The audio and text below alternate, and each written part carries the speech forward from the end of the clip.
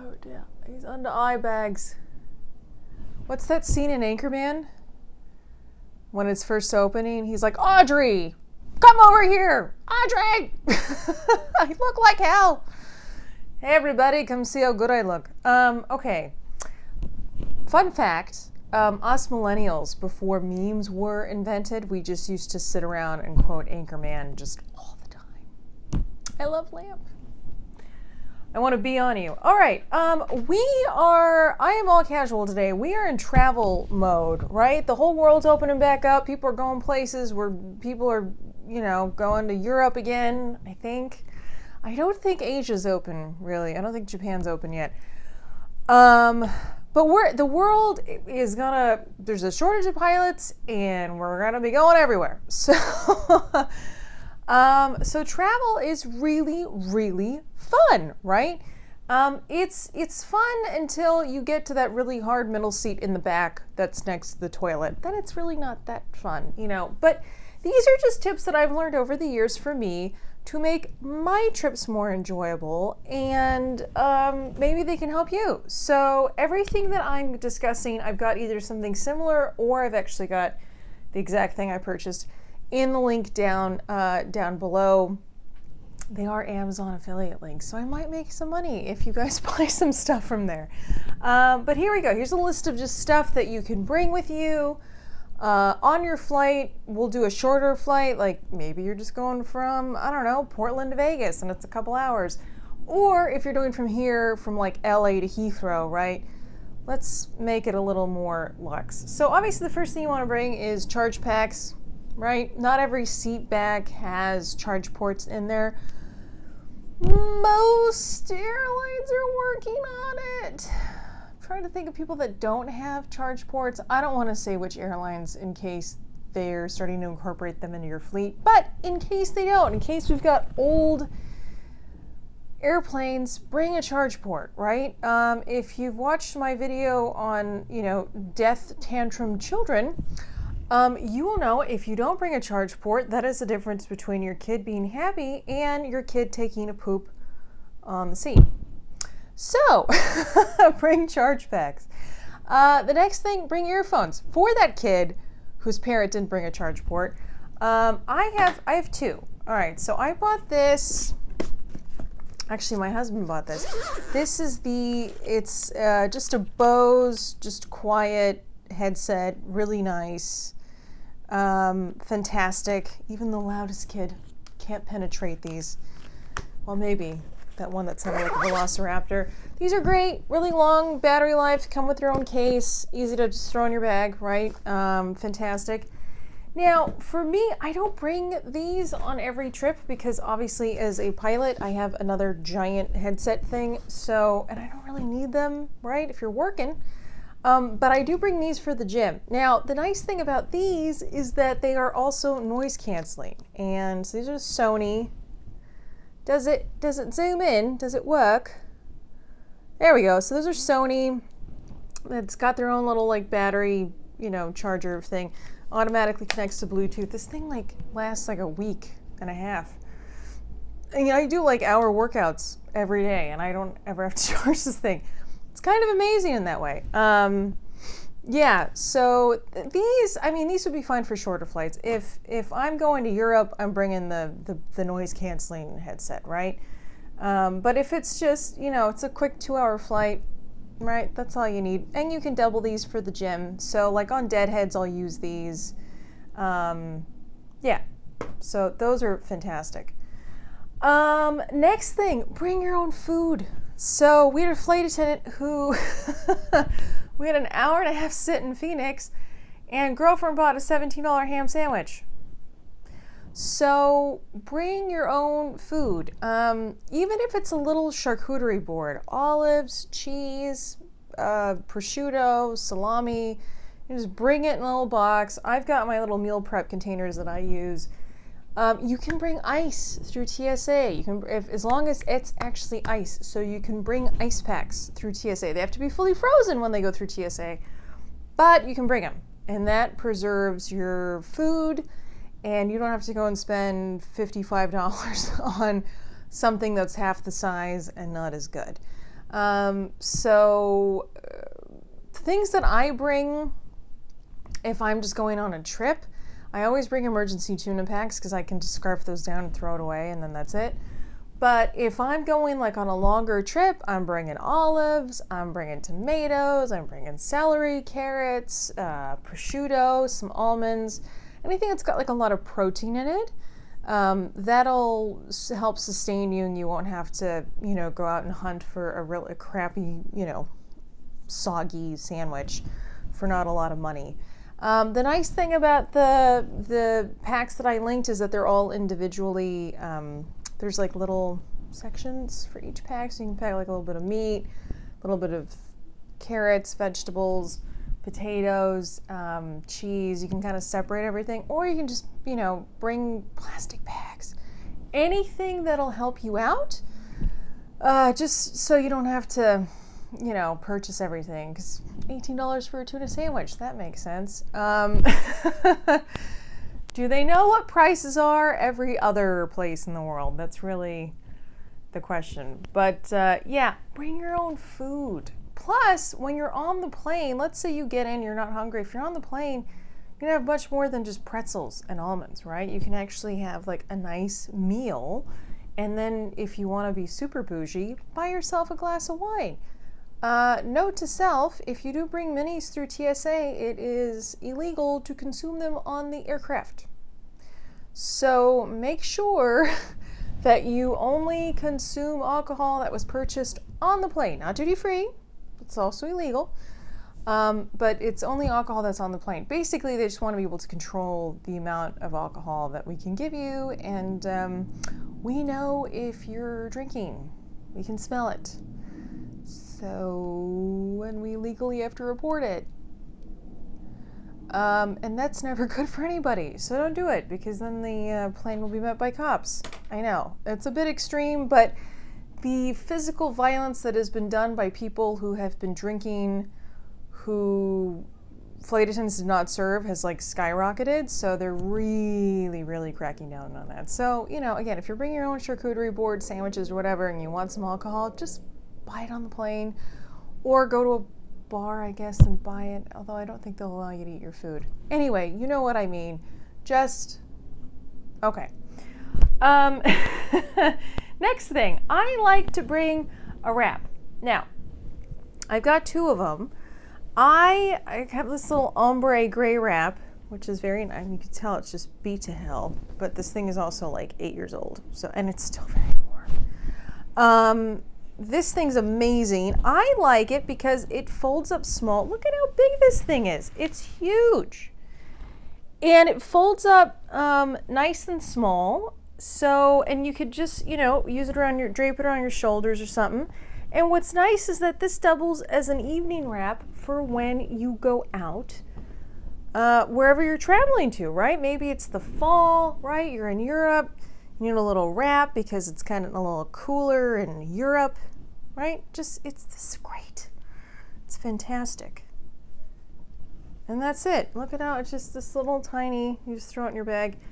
And then I have a thicker one. This is like when I know I'm going to Europe and it's like November, because this one I think I got from Nordstrom's. Again, like 8 years old, but I still use it. Yeah, and these wraps will just, because you never know. Oh, there's a tag on it. You never know. It could be cold on the plane. Some planes, flight attendants don't actually have control over the thermostat. So and the pilots like to keep it cold because our instrumentation puts off so much heat that we put the air conditioner up for us. So for us, it feels like it's 72. For the back, it's, 65 degrees or 60 degrees and everyone's cold. So always bring a wrap. There's also packable jackets. My husband has one. I bought one for him. And it's nice. There's like a little pocket on the side and you can pack it all up, and the jacket packs to about this size. And you could just throw it on your luggage, sort of like with a little key ring. Really easy. Again, that's like if you're going somewhere and it might chill, right? Sort of that end of summer, beginning of fall thing that happens. we're like, great, it was, 80 degrees the whole day, and now it's in the 60s, and I'm cold, So always bring a light layer, whether it's a wrap like this that you can double, or just, one of those packable jackets. Highly recommend.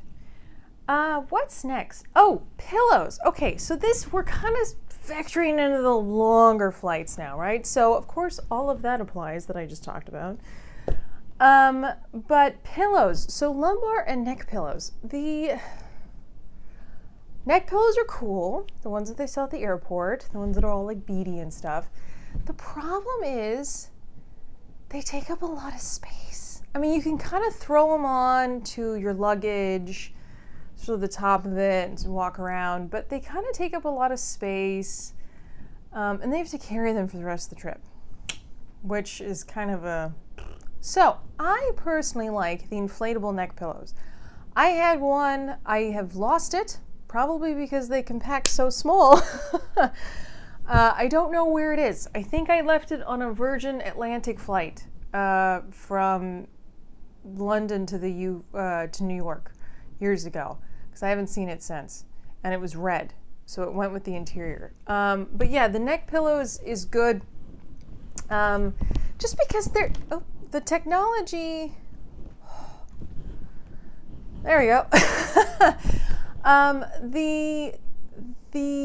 the technology. Well, I mean, the headrest, some of them have like the little foldy things, but if you lean on it, it just sort of bends back, and it's a bit of a nightmare, really. And then your head does that anyway, and then you wake up and you have a sore neck for the first day of your trip, and then that sucks. So bring a neck pillow. Also, when you wear your neck pillow, put the fat side around your neck this way. So don't wear it like a C going like this. Put it up against your neck like a U, because that's what it's actually made for, is to stop the neck from falling forward. People are going to say you look cray-cray, but it works. You're the one that's not going to have a sore neck after your 12-hour flight to Europe. So there you go. Also, if you're somebody who has lower back issues, especially on these lower cost carriers where the seats are really thin and it's just plastic, or if you're like in super, super basic economy, and it's just that little tiny 3 inches, it causes a lot of back issues to flare up. So there are inflatable, with its own pump, it's linked below, inflatable lumbar support. Fabulous. Absolutely fantastic. And it's nice, packs up to again, this size, just really tiny, but it can make all the difference in the world if you've got lower back issues. So highly, highly recommend. Next, mists. I carry these. If you watch my flight bag video, I carried these in my little flight bag, and it's just a little moisture spray. It's like 2 for $6. You just spray them on. It feels fantastic. Planes are really dehydrating, so use this. It's phenomenal. Yeah, love it. And any kind of face spray. If you want to do the Evian, do the Evian. But personally, I like the Clinique. It's TSA friendly, right? It's like 2 ounces, if that, 1 fluid ounce. What I do is I buy the big ones and then I refill these. And yeah, and anything that's, that can kind of just give your face that little bit of a moisture surge is going to be great.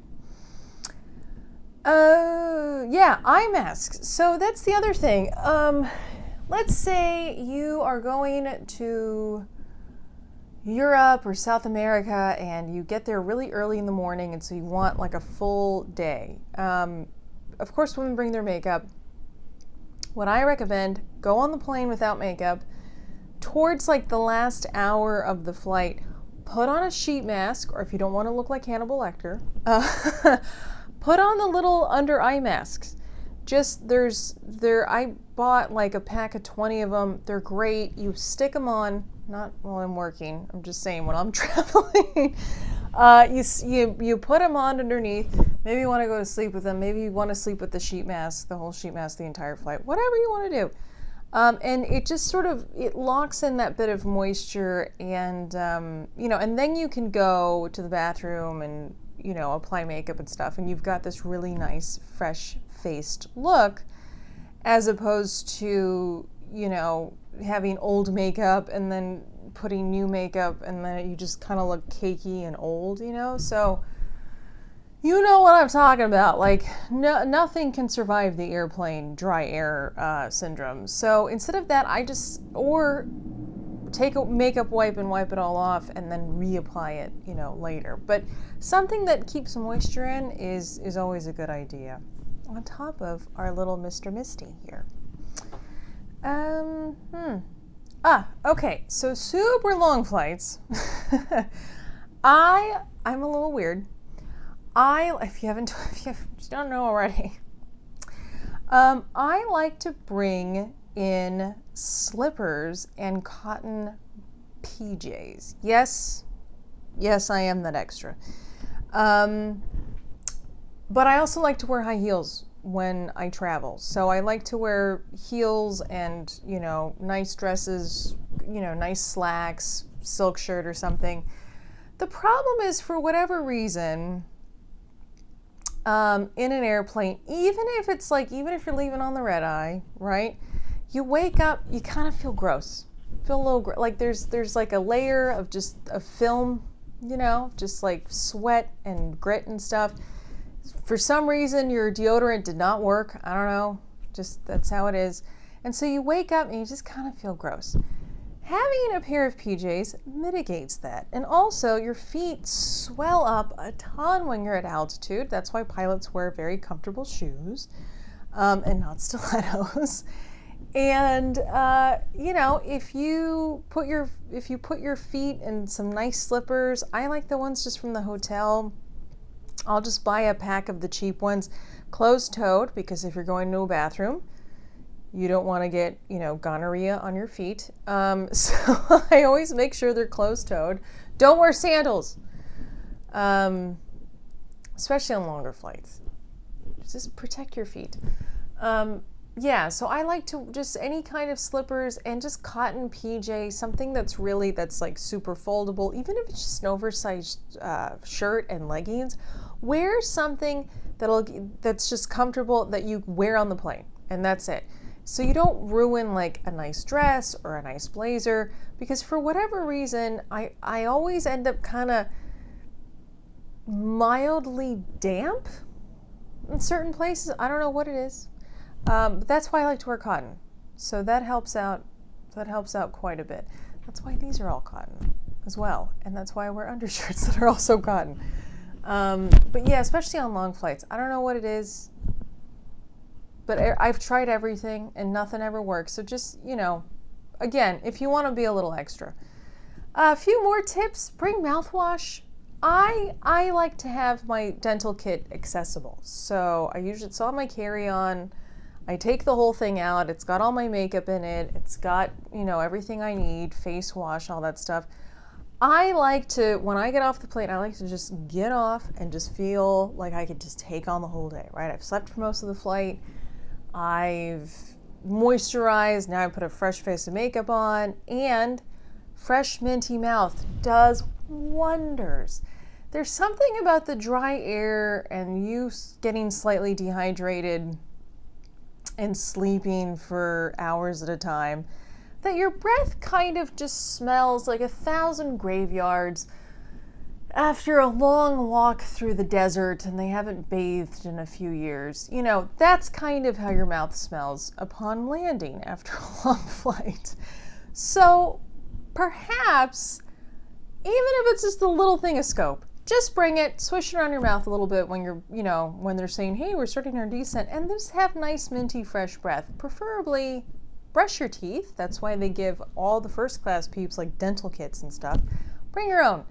Just, it's a nice way to just give yourself some self-respect and self-lovins. And it makes life a little bit easier. One of the other things I like, always have a Kindle, okay? Makes everything go by a little bit faster. Always get a book. I've got a Kindle Unlimited link down below. Hey, look at that. And I've also got an Audible, since I know there's people that don't like to read. So I've got an Audible link down there as well. I personally have not tried Audible yet, but many of my friends have, and they all rave about it. I personally like to read, but that's just me. And that's about it. That's really...